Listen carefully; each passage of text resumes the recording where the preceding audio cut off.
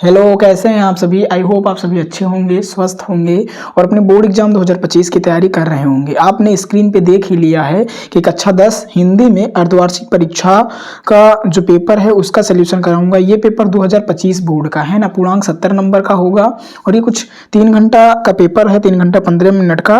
तो इसको आप देख लेंगे। देखो, ऐसे कुछ प्रश्न पत्र है, सभी प्रश्नों को करना अनिवार्य है। प्रश्न पत्र खंड आ तथा खंड बा में विभक्ति है ना। खंड आ के प्रत्येक प्रश्न का उत्तर OMR पर ही देना है। खंड बा के उत्तर कॉपी के क्रमानुसार लिखें। कुछ इस प्रकार के इंस्ट्रक्शन दिए रहेंगे, नोट दिए रहेंगे, है ना।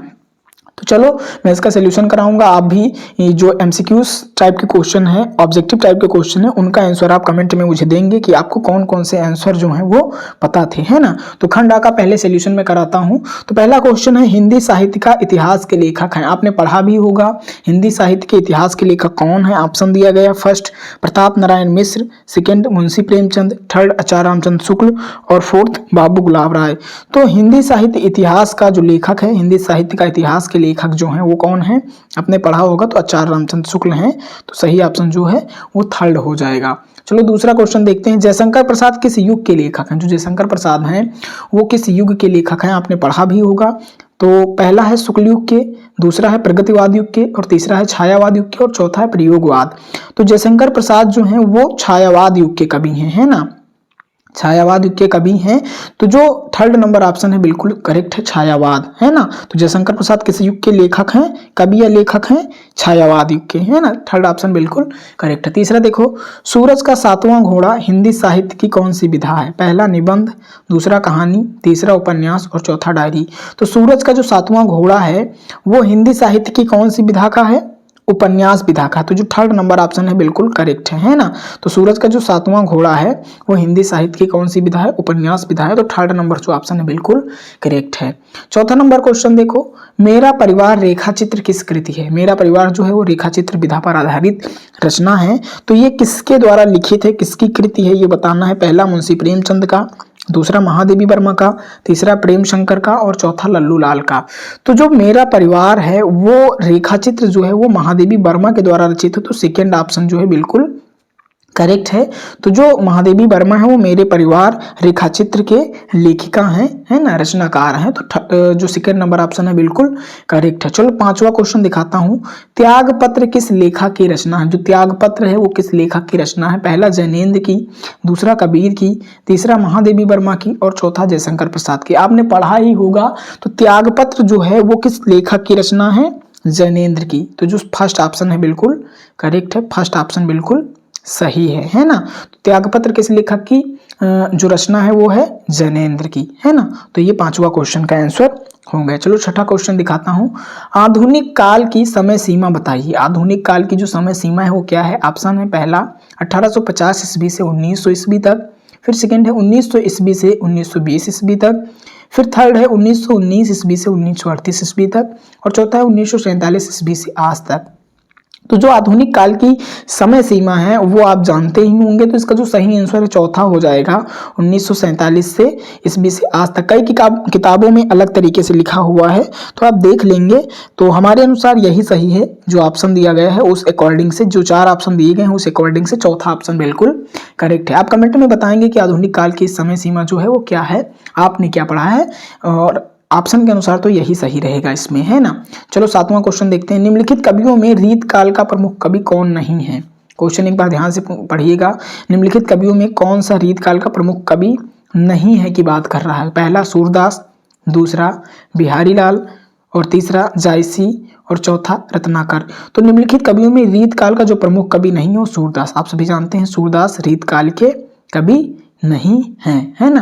तो जो सातवां का पहला ऑप्शन था बिल्कुल करेक्ट था। ऑप्शन, साकेत महाकाव्य की रचना किसने की। ऑप्शन दी हुई है, पहला मैथिली शरण गुप्त ने, सेकेंड है शंकर प्रसाद ने और थर्ड है नागार्जुन ने और फोर्थ है अयोध्या सिंह उपाध्याय हरिओद ने। तो साकेत महाकाव्य की जो रचना की वो मैथिली शरण गुप्त ने की है। तो जो सही ऑप्शन है बिल्कुल फर्स्ट वाला हो जाएगा। तो ये टोटल 8 क्वेश्चन हो गए। नेक्स्ट क्वेश्चन में दिखाता हूं। 9 नंबर क्वेश्चन देखो, तद नपुंसक लिंग शब्द का चतुर्थी विभक्ति एक वचन रूप है ना।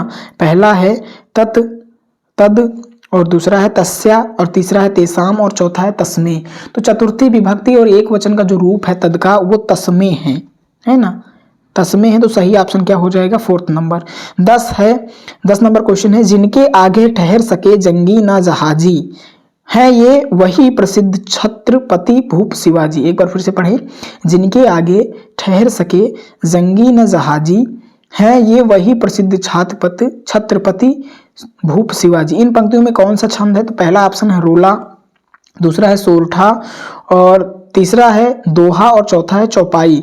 तो जो ये 10वें क्वेश्चन का आंसर है वो रोला होगा। इसमें कौन सा छंद है? उपरोक्त पंक्तियों में रोला छंद है। तो जो सही ऑप्शन हो जाएगा वो 1st नंबर हो जाएगा। 11 नंबर देखो, नाना नाना वाहन नाना वेसा बिहसे शिव समाज निज देखा कोड मुख हीन विपुल मुख काहू बिनु पद कर कोऊ बहु बाहू।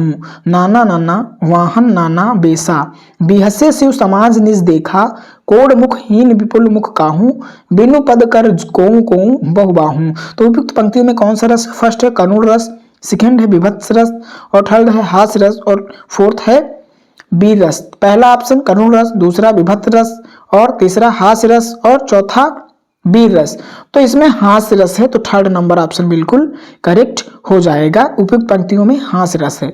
12 नंबर, गरगर शब्द का तत्भव शब्द होगा। 1st नंबर गोबर, दूसरा ऑप्शन गात है, तीसरा गोरा और चौथा गागर। तो गरगर शब्द का जो तद्भव होगा चौथा ऑप्शन बिल्कुल सही है, गागर जो होगा वो सही ऑप्शन है ना। चलो 13 नंबर क्वेश्चन दिखाता हूं। अध्यक्ष शब्द में प्रयुक्त उपसर्ग है, पहला अभि, दूसरा अ, तीसरा आ और चौथा अधि। तो अध्यक्ष शब्द में जो प्रयुक्त उपसर्ग है वो अधि है, तो जो चौथा ऑप्शन है बिल्कुल करेक्ट है। तो ये 13 नंबर क्वेश्चन हो गया। 14 नंबर क्वेश्चन, सुहाग शब्द का तत्सम रूप होगा। 1st है स्वामी, सेकंड है सुहागा और 3rd है सौभाग्य और चौथा है दुर्भाग्य। तो सुहाग शब्द का जो तत्सम रूप होता है वो सौभाग्य होता है, तो जो 3rd ऑप्शन है बिल्कुल करेक्ट है। 15 नंबर क्वेश्चन देखो।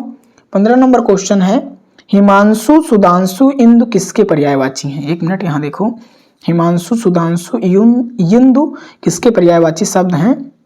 पहला सूर्य के, दूसरा चंद्रमा के, तीसरा पृथ्वी के और चौथा तारे के। तो जो हिमांशु हैं वो जो हैं वो किसके पर्यायवाची शब्द हैं? चंद्रमा के, है ना। सही ऑप्शन क्या है? चंद्रमा के।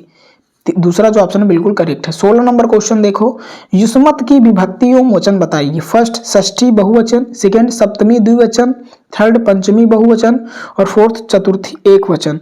तो युष्मत जो है उसकी विभक्ति एवं वचन आप कमेंट में बताएंगे। बहुत ही आसान है, अगर आप नहीं जान पाएंगे तो मैं कमेंट में पिन कर दूंगा, लेकिन आपको एक बार कोशिश करना है कि इस क्वेश्चन का आंसर दें।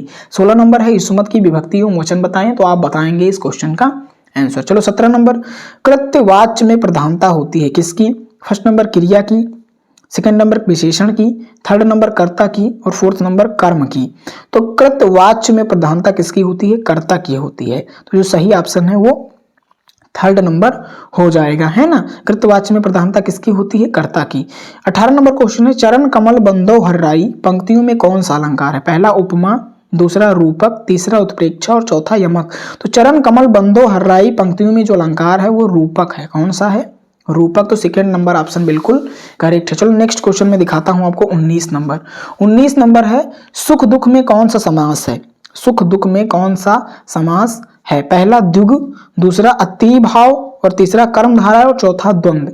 तो सुख दुख में जो समास है वो द्वंद्व समास है। कौन सा है? द्वंद्व है। तो सही ऑप्शन क्या हो जाएगा? 4th नंबर द्वंद्व। अच्छा 20 नंबर क्वेश्चन, अभ्युदया का संधि विच्छेद क्या है? तो पहला अभ्युधन दया, 2nd है आधन अभ्युदया और 3rd है अभधन उदया और 4th है अभिधन उदया। तो अभ्युदया का जो संधि विच्छेद है वो अभिधन उदया है। तो 4th नंबर जो ऑप्शन है बिल्कुल करेक्ट है। ये टोटल 20 MCQs इंपोर्टेंट थे जो अर्धवार्षिक परीक्षा क्लास 10th हिंदी के थे।